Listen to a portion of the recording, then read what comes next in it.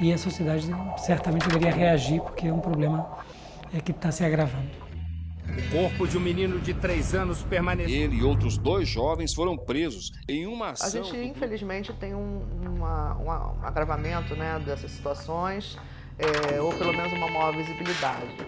Mais uma vítima de bala perdida. Mesmo que não vá trazer a minha filha de volta.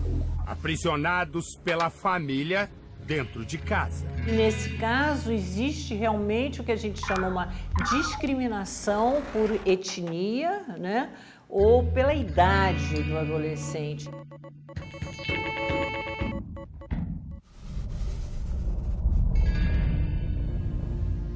Entre os anos de 2006 e 2012, mais de 35 mil adolescentes foram vítimas de homicídios no Brasil.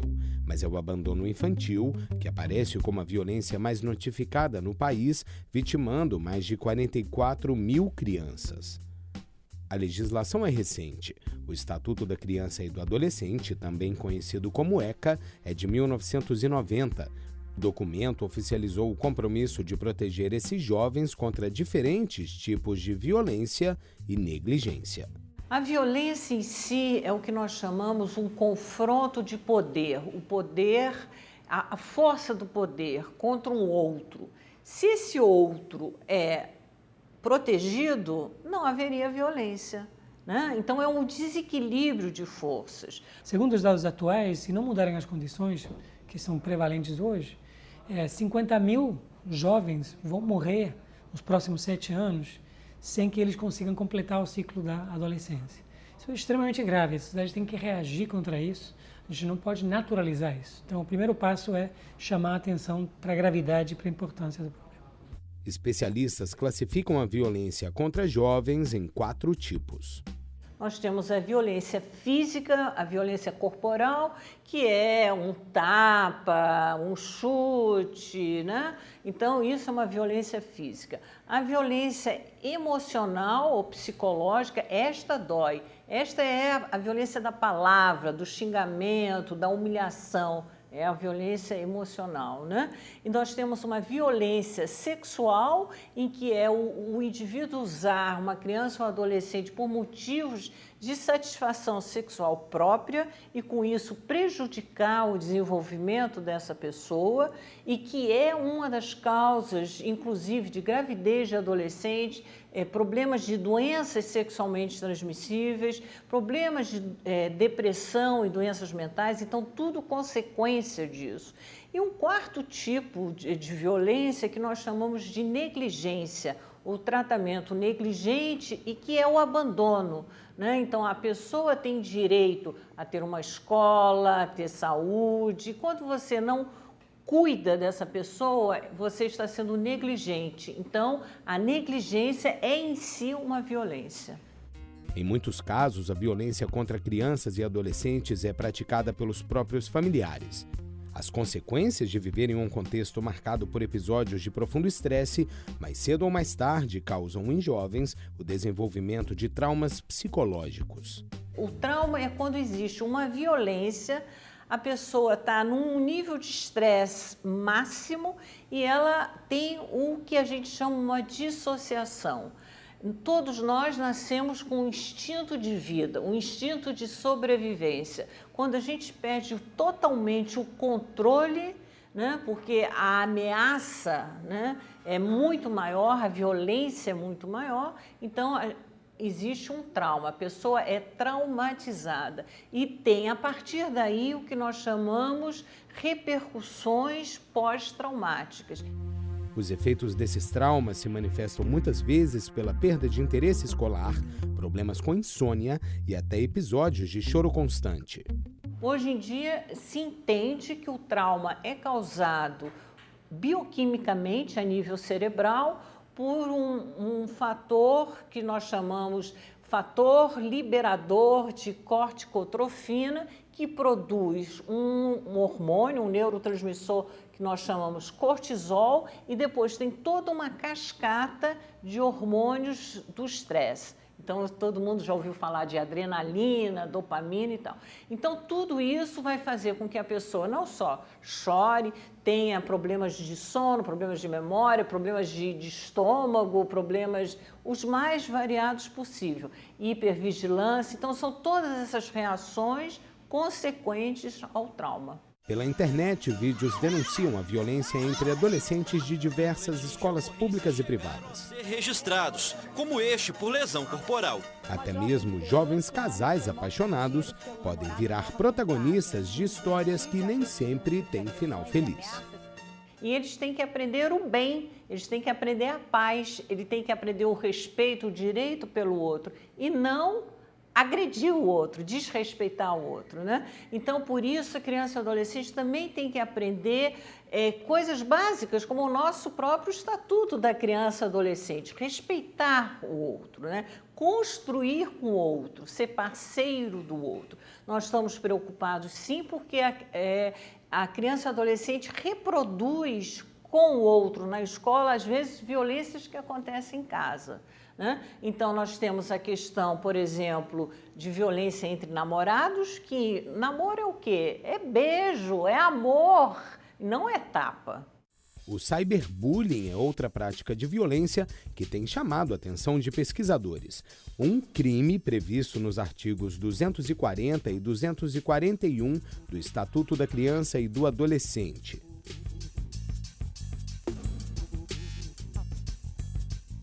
O bullying é uma agressão entre pares, entre amigos, né? Então, você convive com seu colega na escola e você zoa, ou humilha, ou trata mal, ou chama mal. Hoje em dia, você faz isso através de smartphone ou notebook, através das redes sociais. Então, o nosso estatuto deveria ser um texto básico, uma Bíblia, ou, enfim, um texto básico que todo mundo deveria aprender como conviver numa sociedade e também numa escola, né? A escola é parte, é um microcosmo da sociedade. O que eu vejo é que nós temos uma legislação muito moderna, uma legislação que foi até modelo para diversos países, mas que a nossa realidade não conseguiu acompanhar o que o ECA gostaria que tivesse acontecido conosco em termos de democratização.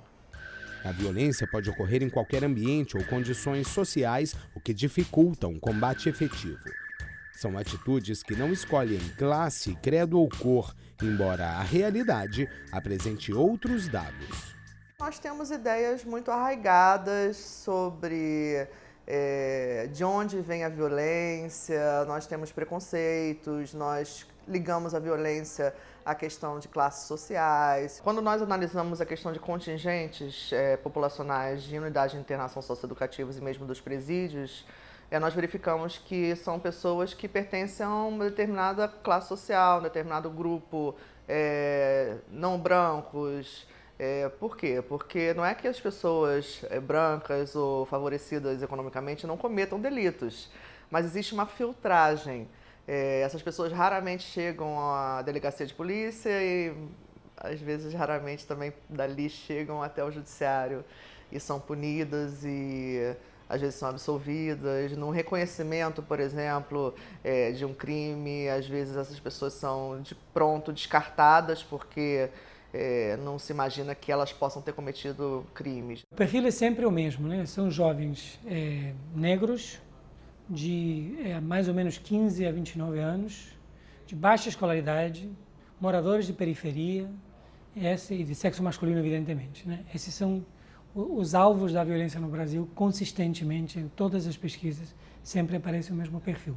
Isso é, por um lado, muito grave, porque esses grupos são muito vulnerabilizados, mas, por outro lado, também oferece uma oportunidade de políticas preventivas focalizadas justamente nos grupos de alto risco.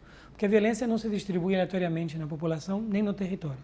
Então, a vantagem dessa tragédia é que, pelo menos, nós podemos focalizar nossas políticas para prevenir justamente esses coletivos e esses locais onde o risco é maior. Existe um ciclo que nós chamamos do silêncio, né? Quando a gente não denuncia que a pessoa está fazendo algo errado, é um ciclo da impunidade. parte disso é realmente, como eu falei, o desequilíbrio do poder. Parte disso tem uma influência socioeconômica, mas não é causado somente por fatores socioeconômicos.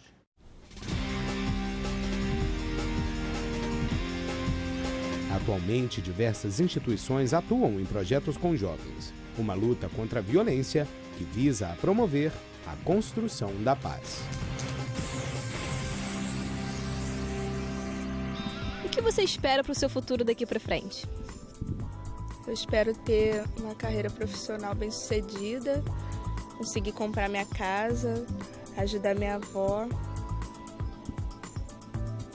ser feliz. O melhor caminho é entender o que nós chamamos regras, normas sociais, e entender também o que nós chamamos tolerância. Mas o melhor caminho é viver bem, é viver em paz, é viver com saúde, né? A violência não só causa esse estresse, com o que eu falei, né? A violência causa doença, causa uma infração, né? Causa, inclusive, o que nós chamamos reações adversas para o resto da vida. Então, vamos viver melhor, né? Vamos viver bem, vamos viver com saúde, vamos viver em paz. Na pesquisa que nós fizemos alguns anos atrás, o investimento em cultura pelo município tinha uma relação com a prevenção de violência. Mas não é o fator fundamental, né? Os fatores demográficos, econômicos e do sistema educacional são muito mais fortes do que a influência de fatores culturais. Então, acho que a escola teria um papel importante. Não é só ensinar matemática, ou geografia ou português, mas ensinar convivência, ensinar o que é um estatuto, o que é uma convenção internacional, como as pessoas podem entrar em acordo, né, o que nós chamamos de mediação de conflitos. Então, uma série de assuntos que deveriam fazer parte de uma programação de uma escola. Essa questão da mediação ou da restauração, da instalação de círculos restaurativos, é uma ideia que vem tomando corpo no Brasil, como a própria questão do depoimento especial também, que foi uma ideia trazida de outros países para cá. Então, esse intercâmbio entre países, né, que é possível muito graças aos meios de comunicação, a mídia, vídeos, né, essa troca, é bastante enriquecedor. Eu sou uma pessoa esperançosa, eu acho que as coisas têm chance de evoluir.